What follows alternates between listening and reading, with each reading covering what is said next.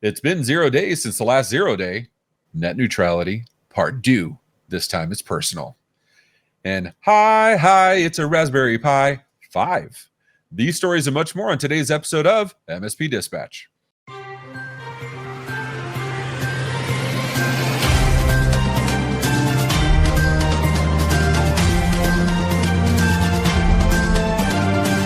This episode is presented by OIT VoIP. Enhance your client's communication abilities with our VoIP solution, featuring integrated billing, on-demand training, and live US support. Collaborate seamlessly with Microsoft Teams integration and put your entire phone system in your pocket with Mobile X.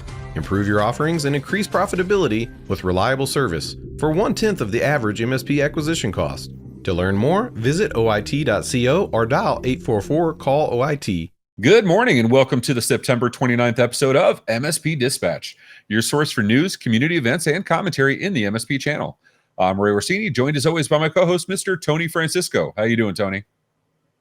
I am excellent. Kind of wrapping up this week. It has been our weekend and the week and just wrapping things up, man. I just feel like I'm blurred to what day it is, what week it is. There's so much happening, so much news. Every time I come here, it resets my clock on anxiety because of ransomware and stuff. But at the same time, I am not worried about that as much as I'm worried about my bank account from watching you with your Amazon purchases. But at the same time, I'm happy about the things that came in from the last Amazon purchase. So it's kind of like a circular reference. It's How are you just doing? a few purchases. Again, Kelly, I'm sorry. It's just a few purchases. I don't see the problem.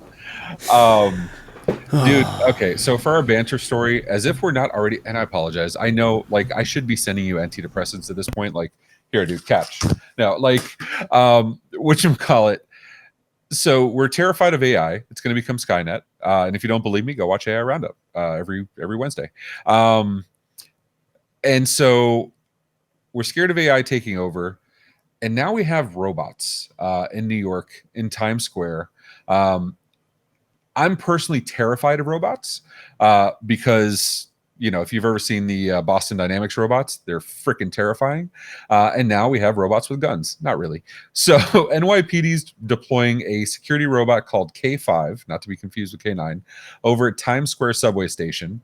It resembles a large R2-D2, weighs 420 pounds. And I wonder if that number is by design. And it's equipped with 4 cameras for video recording, no audio capability, and it doesn't have arms. So apparently we have R2-D2 going through Times Square train station from midnight to 6 a.m. So middle of the night when people may not be at their most sober. And this dude's going to be rolling around. And yeah. So how do you think you'd feel if you're waiting around at 3 a.m. for a train and somewhere R2-D2 comes up to you in the middle of New York in the middle of the night? Napoleon once said, "Is this is this your version of cocaine? Is that what this is?" Napoleon once said that history is a fable that is agreed upon. And is this the beginning of that fable? Is this something at a later time that we talk about as such a horrible or amazing point in our reference of time? I'm fascinated because, as small as this sounds, I just saw on LinkedIn today a janitor robot that goes in and scrubs the toilets. I don't know if you've seen that. It's a fascinating video. In fact, it is fascinating. And then it literally knocks on the door, opens the door, goes in, scrubs the toilet, lifts the lid, does everything. It is fascinating. Then goes back out. It steam cleans the floor, and it is completely automated. There is a level of progression. And now you have OpenAI that is now completely unadulterated, opening up to the web to browse up-to-date information. So the question is, in history, are we going to refer to the robot in New York that was released? I'm wondering what the fable is going to be told in 100, 200 years from now. And will this, and it was talked about on, there's a show back then, the MSP Dispatch. You guys don't understand. Yeah, I've heard that before. You know, I would enjoy a bathroom cleaning robot. That actually sounds pretty dope. You know what else I enjoy? the news. What do you say we get into it? Let's get into the news.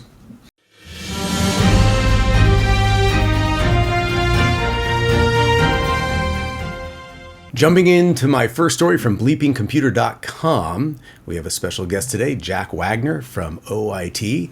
We're going to talk about Google reclassifying a previously identified Chrome vulnerability, now designated as CVE 2023-5129, which affects the open source Libwebp library used for WebP images encoding and decoding. Originally, the zero-day flaw was reported by Apple Security Engineering and Architecture and Citizen Lab, being fixed by Google within a week. The vulnerability was initially confused with a Chrome issue, leading to misunderstandings in the cybersecurity community.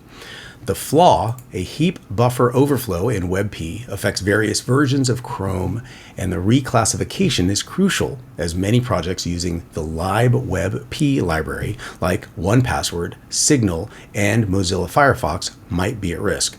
The new 10 out of 10 severity rating emphasizes the need for swift mitigation across platforms. Google has yet to comment. And with that, we are going to talk to our special guest today, Jack Wagner of OIT. Hey, Jack, how are you doing today? I'm all right. It's been a very busy 48 hours, but I'm doing okay. How are you doing? I am doing good. I mean, here's my first question to you, and let's just cut to the chase. Yeah. Should people be updating what? So the list is very long, and that's kind of why this is such a critical vulnerability. Any app that is bundled with Chromium, which is anything that uses the JavaScript framework Electron, which, just for a quick little background, gives or allows developers to wrap web applications as desktop applications, right? Bundles it with its own instance of Chromium, and allows it cross-platform deployment, makes it very, very simple. That said, Chromium uses this library called, what is it? It's a Libwebp, which is an open source project, and that is where the vulnerability lies, right? Does someone have to update their phone, like iOS, the Android OS? Is that going to be affected? In terms of iOS and whatnot, that it's still a little unclear. I know iOS did have to. This exploit was actually initially discovered on iOS with the Blast Pass exploit. I'm updating right now. If you can see that right now. Perfect. That's what we love to see it. We truly love to see it. You're literally talking, and I'm like, update. Sorry. Yeah, for triggered my anxiety and all. So, but yeah, back to what I was saying. That's kind of what makes this exploit so scary, is because all of these applications are deployed with Electron. Electron just recently patched. They just recently deployed a patch with the updated version of Chromium that resolves this bug. However, all of the apps that use Electron haven't deployed it yet. So apps like Discord, Slack, Figma, the old version of Teams, those are all still vulnerable. So whenever I was investigating this for OIT, I found that every single app that we used, except for one, was actually vulnerable right now. And they were even running older versions of Electron from earlier this year, late 2021 even, which is a bit concerning. So I did make a write-up on LinkedIn kind of detailing steps that you can take to kind of figure out which apps that you and your organization use to determine whether they're vulnerable and whatnot. So you're saying that this isn't just an operating system update. This is also a per app update as well. Yes, it goes way past operating system. Honestly, it's more focused on per apps, at least with this specific CVE. So, Jack, okay, so you're saying these are apps, not OS as much. Can you give us some of the apps that you've already found to be vulnerable at this exact moment? Yeah, so specifically Discord is running Electron 22. For context, Electron patched this bug, or they released their patch in 26.2.1. So yeah, Discord is running Electron 22. Slack is running Electron 25. 1Password, I know I saw, was another one that was vulnerable. The old version of Teams is actually running Electron 19. which is a very, very old version and hasn't been touched in a very long time, which is a bit disappointing to see from Microsoft. That said, the new version of Teams no longer uses Electron, which they're moving to their WebView 2 framework. So if you switch to the new version of Teams or the browser-based version of Teams, that won't be affected. That's just off the top of my head. And that's assuming that your browser is Chromium-based, that you've done the update to.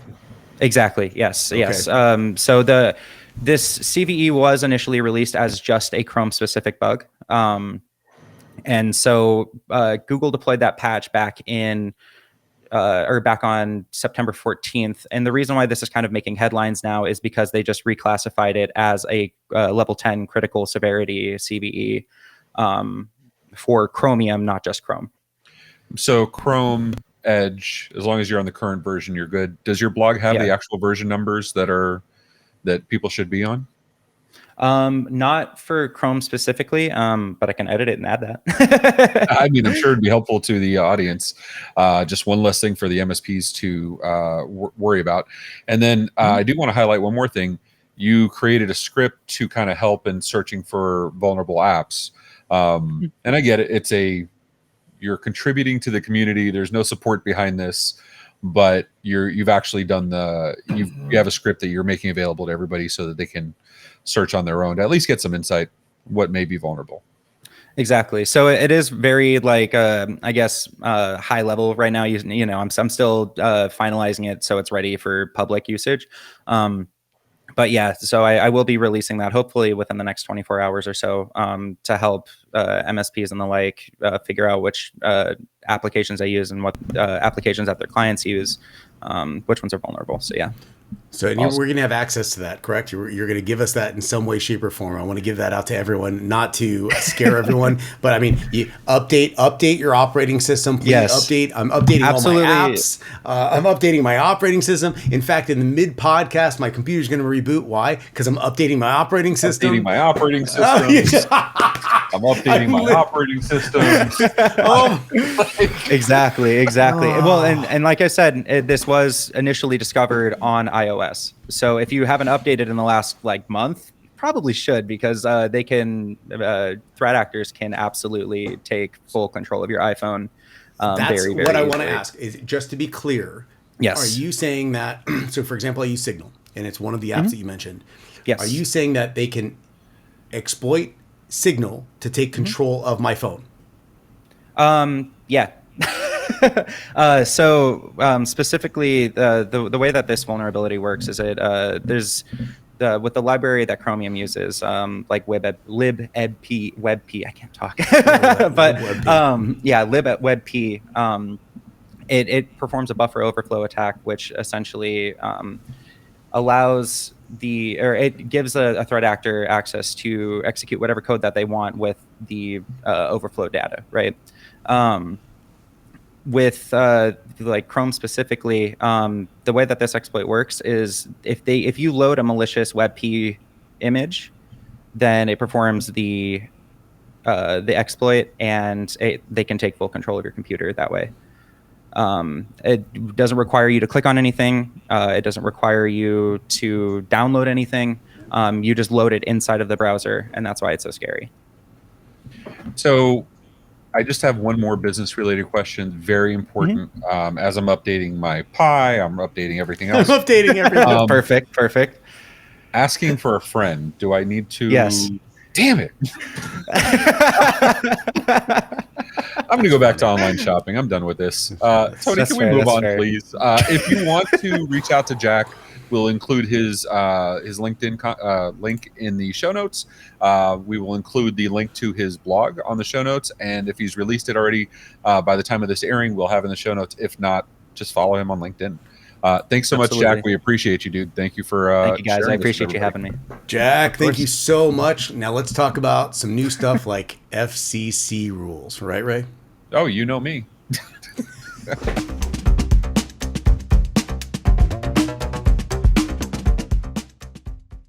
All right, Tony, it's not all bad. In my second top story in the business section, the FCC details a plan to restore net neutrality rules written by John Brodkin on Ars Technica.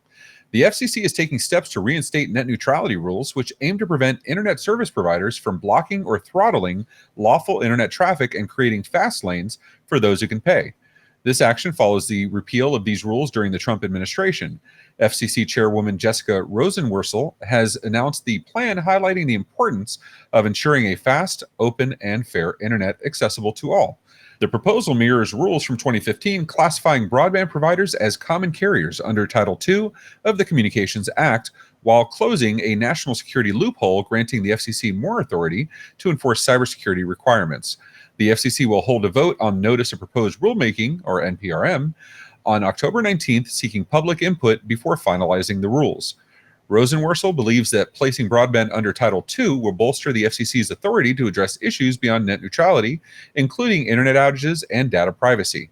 However, this move faces opposition from industry groups, potential legal challenges, and uncertainty regarding the Supreme Court's interpretation of the FCC's regulatory authority. Tony, lots of this stuff sounds good. I mean, it's I'm completely excited for it, but it didn't really have a lot of bite when it first happened in 2015. So the repeal, I believe it was under Ajit Pai or Tom Wheeler, I forget who. I'm pretty sure it was Tom Wheeler, actually, now that I think about it. The appeal, the first appeal. Definitely one of the two.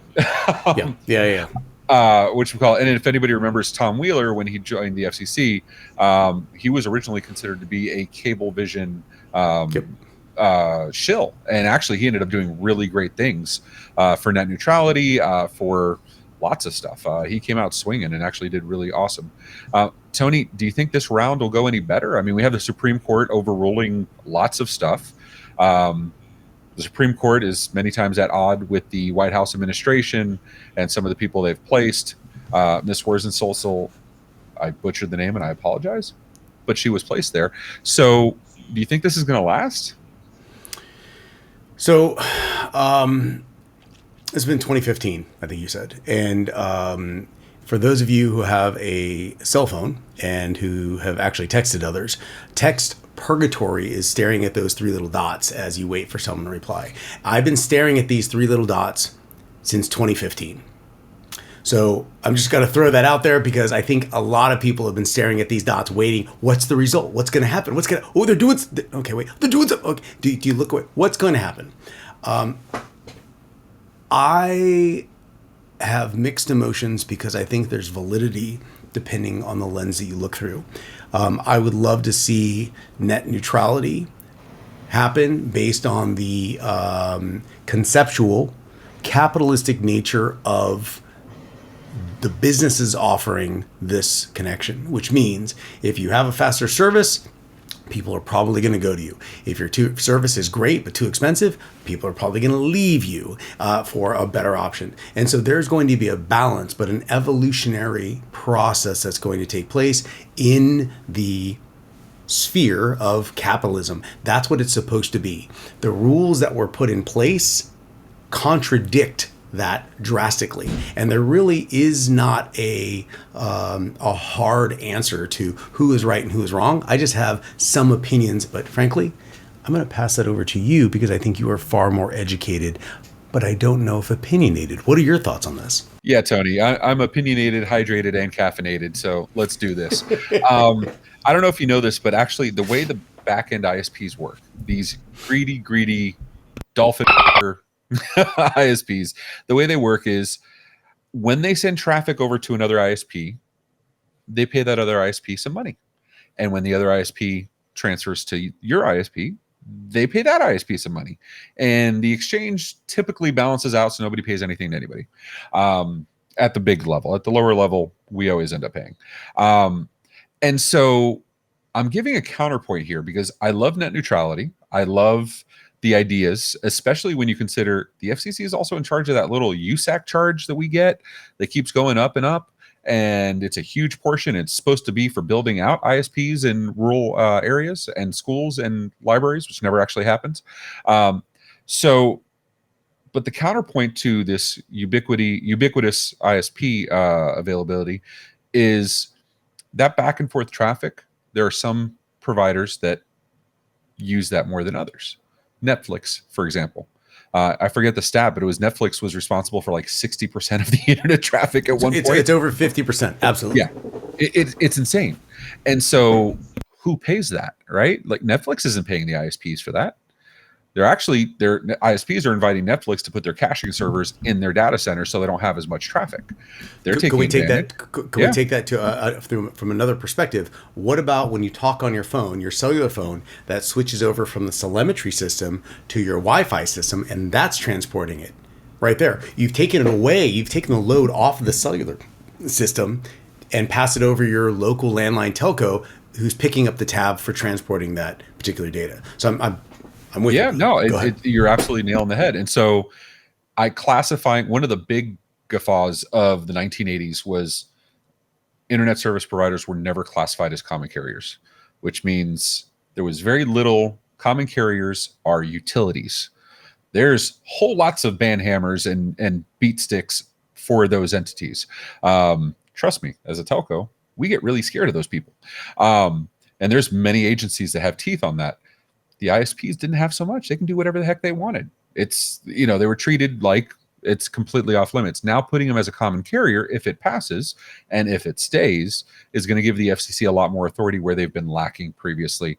And I can tell you, they're very eager to get stuff done. As somebody who's been involved in many FCC complaints, placing them, not receiving them, but I work with their office very closely. They're extremely responsive and attentive, and I do like that they do these open requests for comments. They do read them. It does have an impact. This isn't like you doing one of those petitions online or any of that nonsense. This is legit. The FCC looks at it. So if you have an opinion, go over to fcc.gov and go say your opinion, because it matters. And I'd bet most of our MSPs have an opinion. You know where else I'd like to see the opinion? Maybe on that Discord, on that MMN Discord. Ooh, yeah, where I we like can that. continue it.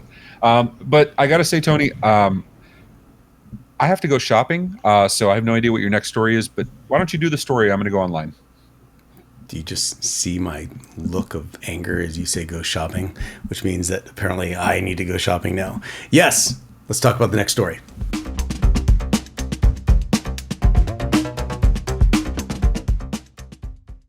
And jumping into my second story from TechCrunch.com, the Raspberry Pi team has launched the Raspberry Pi 5, an upgrade to its predecessor, the Raspberry Pi 4.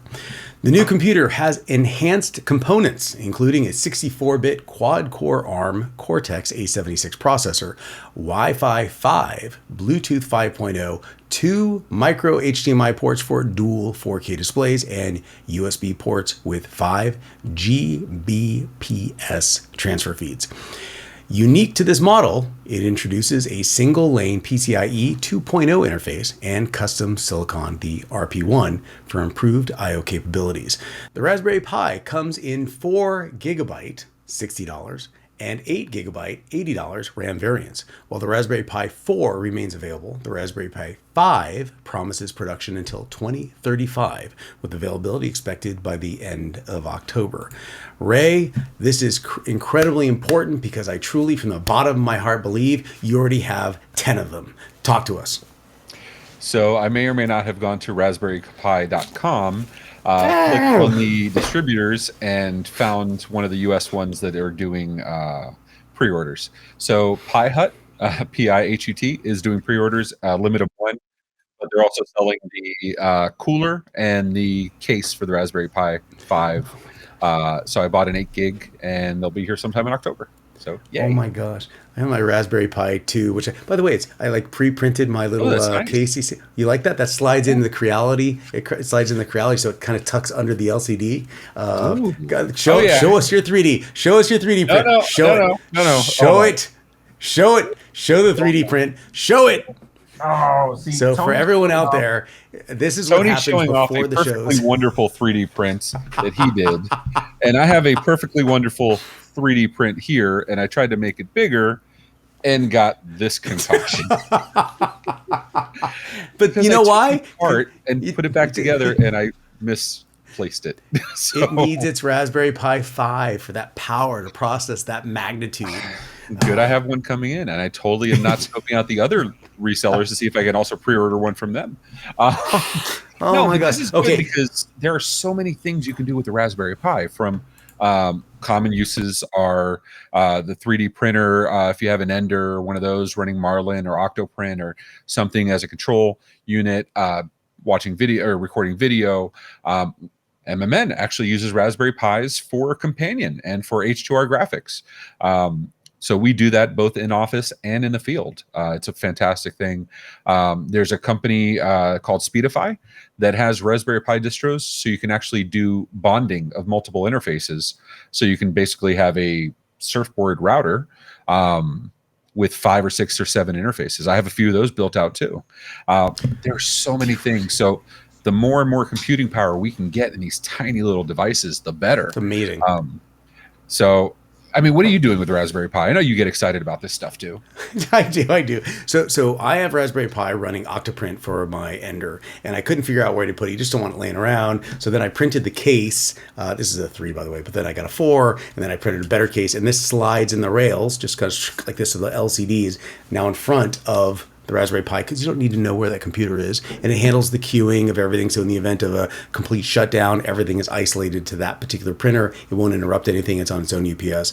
That being said, what am I going to do with this Raspberry Pi 3? Well, guess what? For those people that are really geeking out, we're watching videos a lot. We're on videos a lot. We're on Teams calls, Zoom calls. We're on all these different video calls. You know, it'd be really cool if somebody didn't interrupt you while you're on a call. So if you're using OBS, which by the way is free, you can trigger a light to come on with the Raspberry Pi. There's a little Python script that you can put in there, and it will put that light on outside your door, a little red light. And you can even make it in the form of a finger. You get to choose which finger, but saying, please stay out because I'm on a call.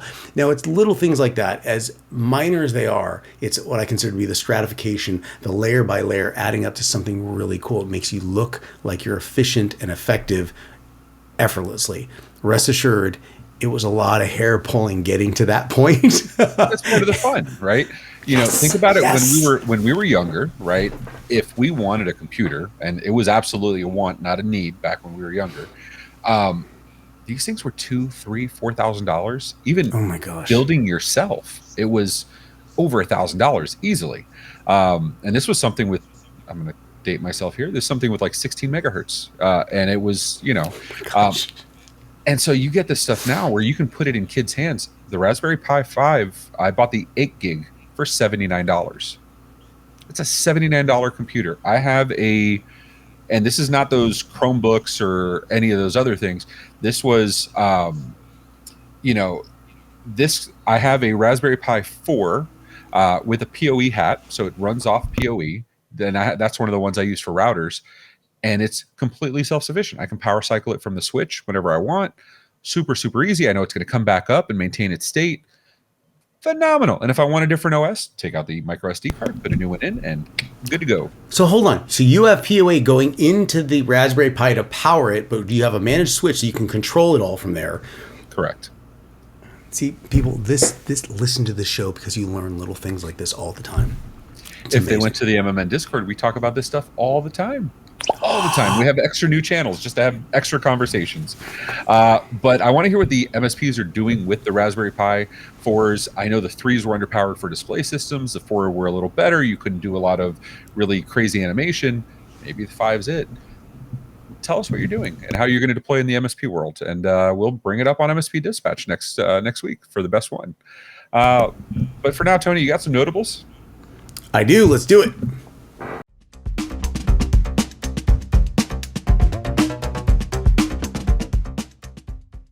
Jumping into my first notable mention from VentureBeat.com. OpenAI has updated ChatGPT to allow it to browse the internet and provide up-to-date information with source links thanks to integration with Microsoft Bing search engine. This enhancement removes the tool's prior limitations of only containing data up to September 2021. Initially available to ChatGPT Plus and enterprise users, this feature makes a comeback after OpenAI briefly disabled it due to paywall bypass issues.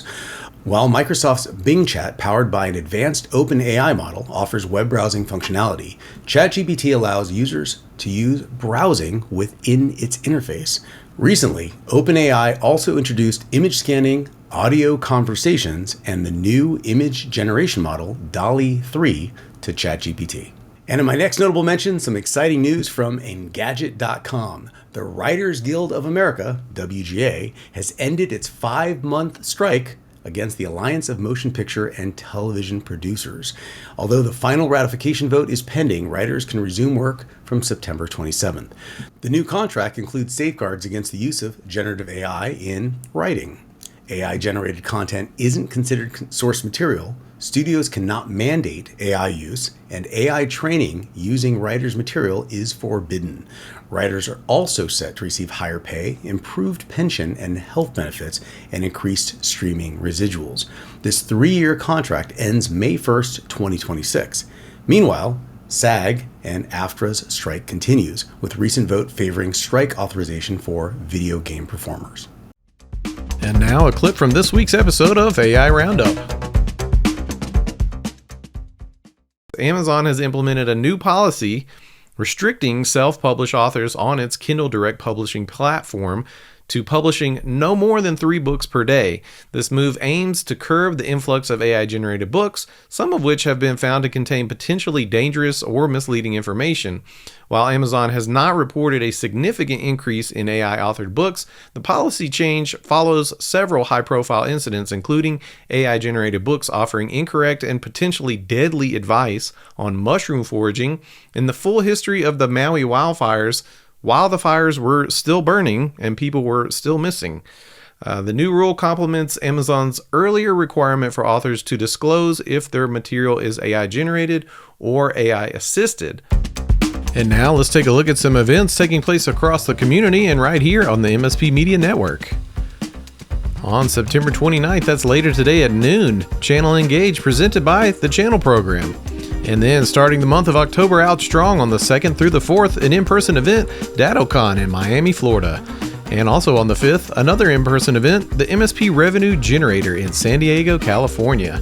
And that same day, the last in-person event for this calendar, Enable Roadshow in Miami, Florida. And coming from the MSP Media Network this week, we have, right after this episode at 11 o'clock Eastern Time, MSP Community Live, episode 13. And then next week on Tuesday, October 3rd at 7:30 p.m., Wins and Losses is back for episode 10. Followed the next day at 10 a.m., AI Roundup will be having episode 30.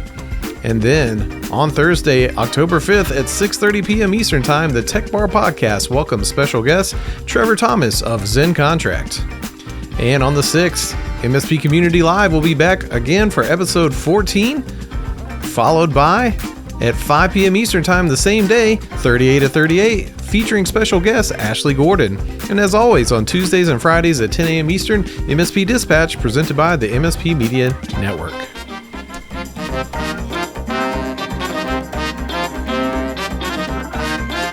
So how'd you like today's show? If you liked it, hit the thumbs up button. If you didn't, go ahead and hit it 3, 5, 7 times. You know how we do. And if you want to hear more, go ahead and hit the subscribe button on the YouTubes or your favorite podcatcher. Did you know we also have a Discord where we post stories all week? You can propose your own stories and even vote on which ones we'll cover. As my friend Rich Banky says, make sure to tell a friend. Also, be sure to follow us on social media at MSP Media TV so you get news like the 0 Day. Have any questions? Email news@mspmedia.tv for answers on the next episode, or leave us a voicemail, 833 MSP Network. Tony, we lived, we laughed, we blooped. No Spelunka Dunk this episode, but horrible singing renditions of mine while I butcher classic Americana songs. So how do you think I assume you've already bought 6 Raspberry Pi 5s. No, you bought the Raspberry Pis. I updated all my operating systems, like my computer saying, you need to reboot now, like right now. And I'm saying, hold on, I'm finishing the podcast. It's saying you need to, it's like counting down, just so you know. So everybody, please, please, please, please, please update all of your applications and your operating system. And while you're doing that, I'm going to be going online and buying the Raspberry Pis before you get a chance to do it, because security is first. You know, you can watch MSP Dispatch on a Raspberry Pi. Just saying. That may justify the purchase. All right, ladies and gentlemen, thanks so much for joining us. We appreciate you. Get your stuff patched. And until next time, take care of yourselves and each other. Be safe, everyone.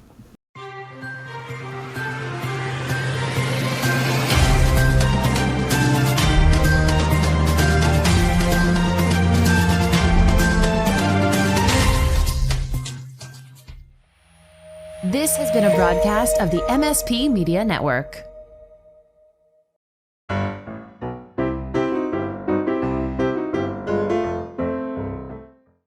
It's been 0 days since the last 0 day. Net neutrality. I'm sorry. I'm sorry. Antonio Coño. I'm here. Okay. All right. The proposal mirrors rules from 2015 classifying broadband providers as common carriers under Title II of the Communications Act, while a closing national... I was doing so fucking good. All right. But you're on mute. That's the cool part. You on mute. I hit the mute button before I started talking. That was the